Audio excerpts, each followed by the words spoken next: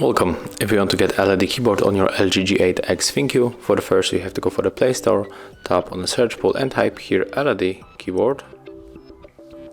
And we have to get this application from the ZZ Studio, so let's install it.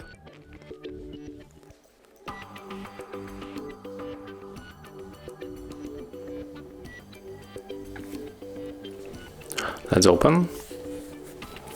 Click enable. Tap on the switcher, click OK, go back and click select. Select our LED keyboard, and here we are in the application, so we can select the theme, and I'm going for my favorite, unlimited. Here it is.